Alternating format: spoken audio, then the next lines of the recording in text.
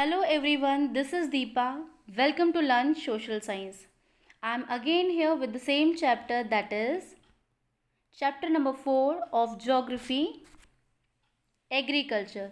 Here you can see the images of agriculture activities.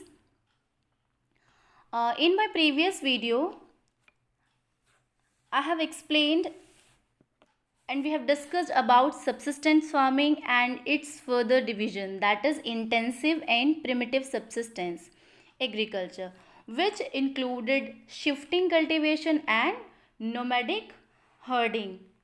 And we have also discussed about commercial farming and its further division, that is commercial grain farming, mixed farming and plantation agriculture. As you know, the purpose behind commercial farming is sale in the market.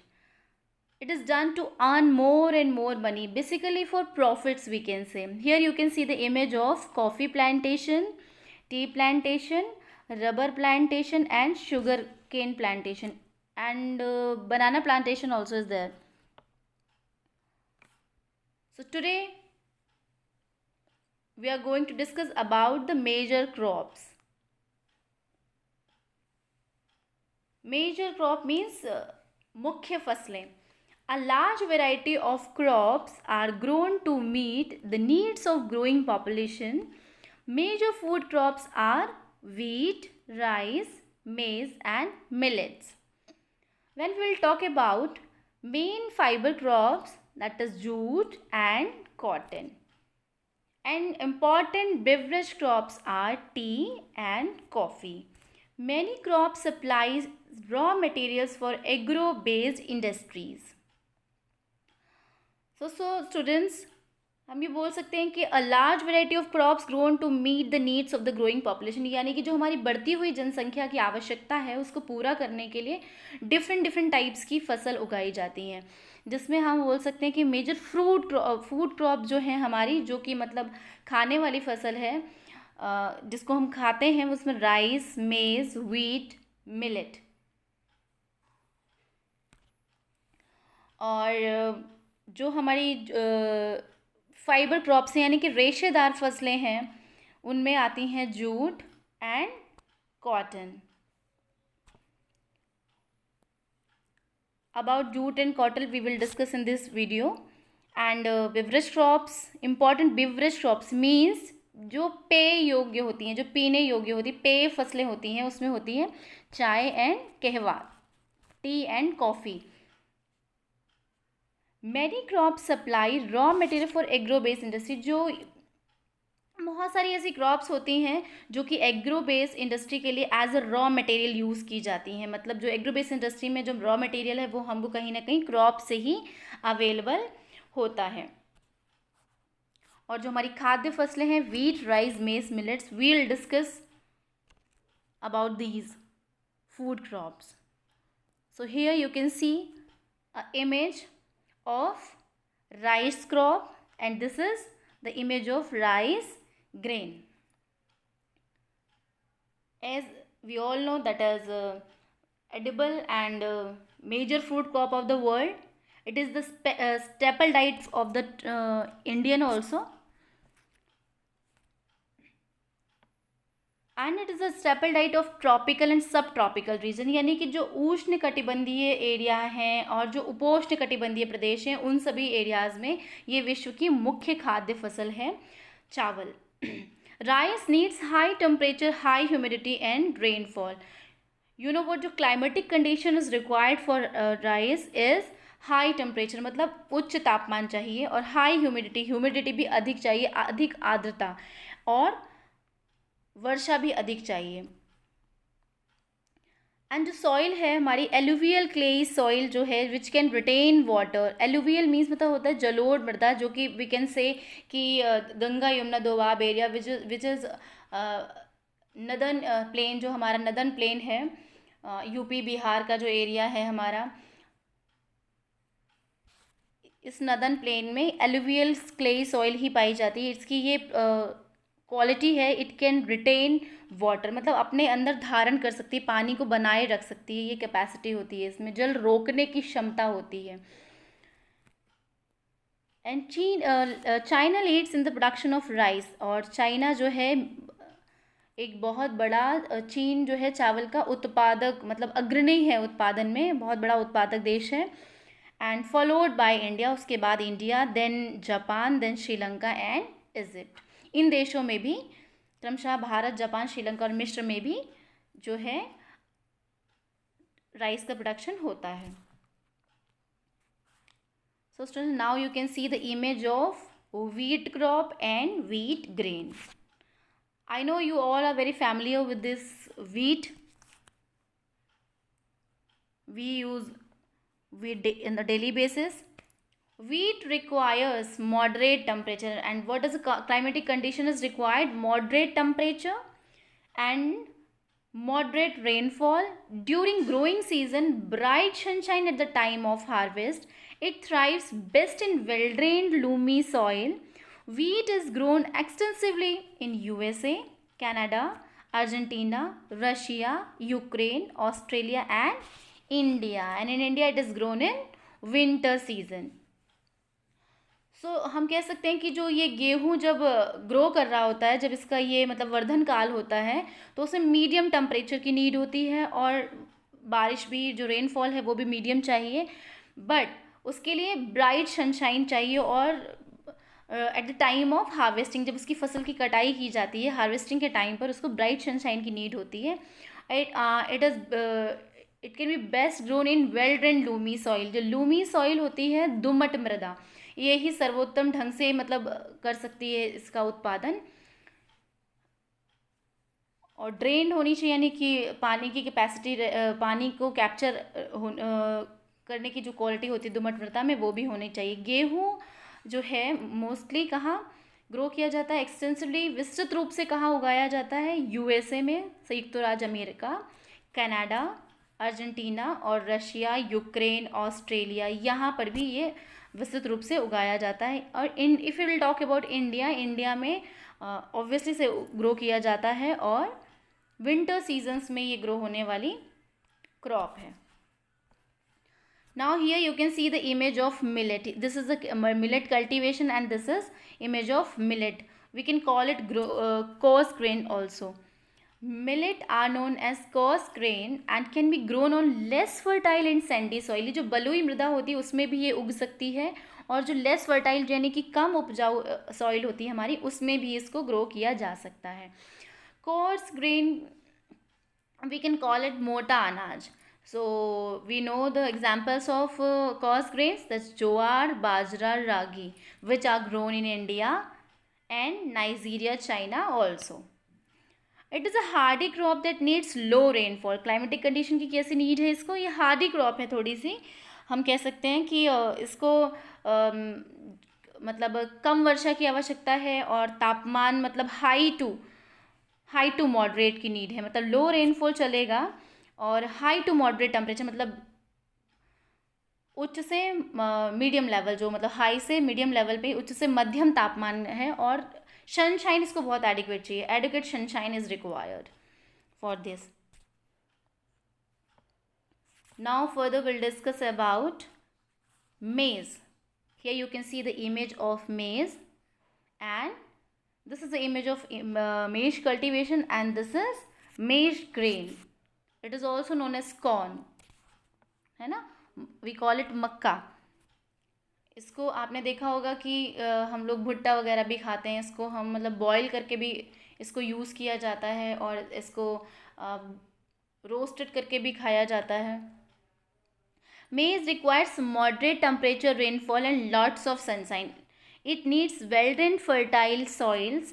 Maize grows in North America, Brazil, China, Russia, Canada, India and Mexico.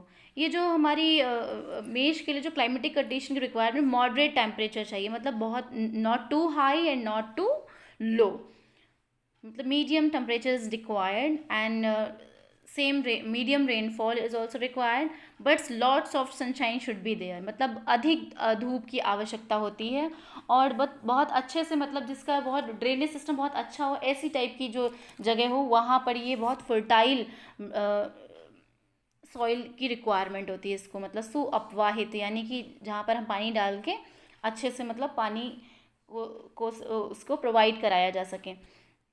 मेज grown होती है North America, Brazil, China, Russia, Canada, India and Mexico. We all know in it is found in India also.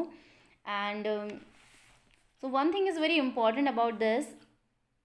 We can say that maize is also known as corn, and uh, various colorful varieties of maize are found across the world. मतलब बहुत सारी varieties में colourful रहती है, थोड़ा सा yellowish, थोड़ा dark yellow and थोड़ा ऑरेंज। दिस 3-4 कलर्स तो I have seen, and maybe you have seen, as we all know that in India so many people are engaged in the agricultural activities. Now you can see the image of what? This is the image of cotton cultivation. This is cotton crop है, ये cultivation हो रहा है यहाँ पे cotton का. You can see the how beautiful flower is this. So now we'll discuss about climatic condition which is required to cotton. Cotton requires high temperature, light rainfall, 210 frost-free days and bright sunshine for its growth. It grows best on black soil and alluvial soil. China, USA, India, Pakistan, Brazil and Egypt are the leading producers of cotton, and it is one of the main raw materials for the cotton textile industry. Cotton यानी कि जैसे हम इसको रुई भी बोल देते हैं, ये हमारे कॉटन जो कि हमारे जो क्लॉथ भी हैं ये भी कॉटन के होते हैं. सो इसके लिए रिक्वायरमेंट होती है high temperature is required, light rainfall, जो बारिश है वो हल्की चाहिए, बट 210 फ्रॉस्ट फ्री डेज, मतलब ऐसे 210 दिन चाहिए जो कि पाला रहित हों, और bright sunshine for its growth, इसकी ग्रोथ के लिए चमकीली धूप की आवश्यकता होती है. एंड मोस्टली ये क्या होती है, ब्लैक सॉइल में और एलुवियल सॉइल में ग्रो होती है better. And black soil is also known as cotton soil because black soil is best for cotton cultivation. And the states which is Gujarat and Maharashtra, it grows an abundant amount. And China, USA, India, Pakistan, Brazil and Egypt are the leading producer, यानी इसके अग्रणी उत्पादक देश जो हैं वो चीन, संयुक्त राज्य अमेरिका, भारत, पाकिस्तान, ब्राज़ील और मिस्र देश हैं, कपास के अग्रणी उत्पादक देश हैं. एंड जो हमारी रॉ मटेरियल है, जो मेन रॉ मटेरियल है, ये एक कॉटन टेक्सटाइल इंडस्ट्री का, यानी कि जो कॉटन है वो एक कॉटन टेक्सटाइल इंडस्ट्री का एक तरीके से बहुत इम्पॉर्टेंट और एक मेन रॉ मटेरियल है. Now you can see the image of jute cultivation, and this is jute. For this we can make rope also, bags also. Maybe you have seen somewhere, so many things are made by jute. Jute was also known as golden fiber. एक तरीके से fibre crop है. Fibre means रेशे वाली फसलें होती है, रेशेदार फसलें. We can call it in पटसन इन हिंदी. जूट को हम पटसन भी बोलते हैं. And alluvial soil is required, and high temperature, heavy rainfall, humid climate means मतलब उच्च तापमान चाहिए, भारी वर्षा चाहिए और आर्द्र जलवायु की आवश्यकता होती है, यानी कि वेट क्लाइमेट की, ह्यूमिड जो थोड़ा सा आर्द्र हो, वेट क्लाइमेट की ज़रूरत होती है. और ये mostly this crop is grown in the tropical areas, जो कि उष्णकटिबंधीय एरिया होते हैं हमारे, वहाँ पर ग्रो की जाती है. एंड भारत और बांग्लादेश पटसन के अग्रणी उत्पादक देश हैं. India and Bangladesh are the leading producer of jute. Now further will discuss about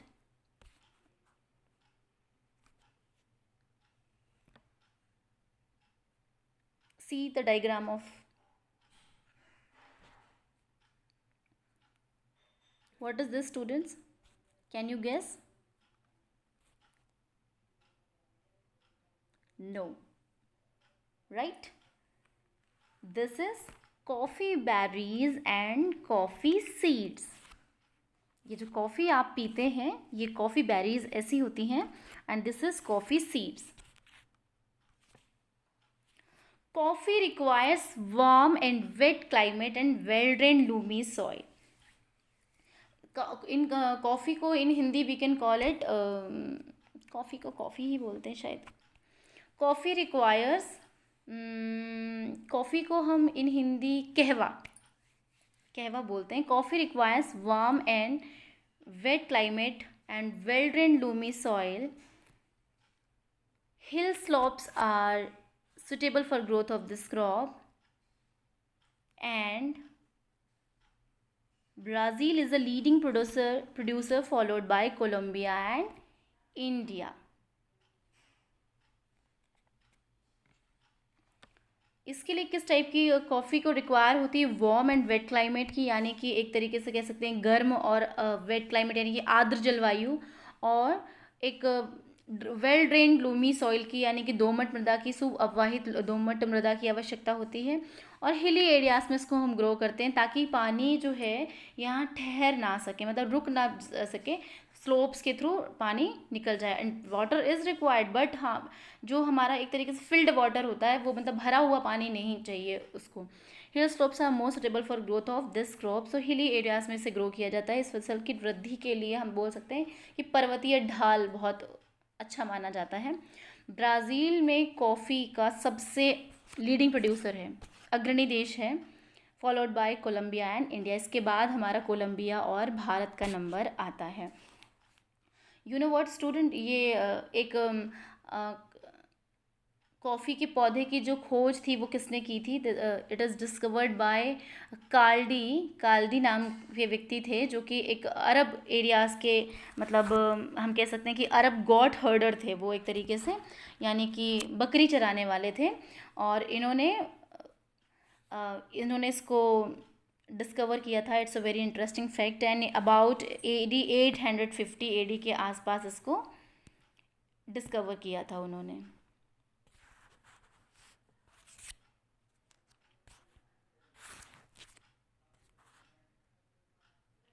Here you can see the image of tea cultivation. Here you can see, देखिए slopes areas में इसको ग्रो किया जा रहा है. And this is tea leaves, चाय पत्ती. T is also a beverage crop, यानी कि पेय पदार्थ है जो कि पिया जाता है. ऐसी क्रॉप है जिसको पीते हैं हम लोग. T is a beverage crop grown on plantation. This requires cool climate and well distributed high rainfall throughout the years for the growth of its tender leaves. It needs well drained loamy soils and gentle slopes. इसको भी किसी loamy soils की requirement है, gentle slopes की requirement है. Labor in large number is required to pick the leaves. Kenya, India, China and Sri Lanka produce the best quality tea in the world. ये जो हमारी चाय है इसके कल्टीवेशन के लिए हम कह सकते हैं कि किस टाइप की कल्टीवेशन की क्लाइमेटिक कंडीशन की रिक्वायरमेंट है.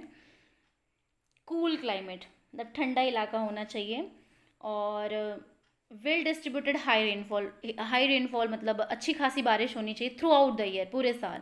आपने देखा है हम मोस्टली अभी आसम के, हमारे ये जो असम मेघालय एरियाज़ जो हैं हमारे, जो ये एक तरीके से हिली एरियाज़ हैं हम कह सकते हैं, वहाँ पर इसे ज़्यादातर ग्रो किया जाता है ना. वहाँ पर इसको हिली एरियाज़ की ज़रूरत है. वाटर इज़ रिक्वायर्ड, बट वो भरा हुआ पानी नहीं चाहिए कि कहीं पर भी रुका हुआ पानी इसको इनके लिए बेटर नहीं होता, उसमें ये ख़राब हो जाएगी.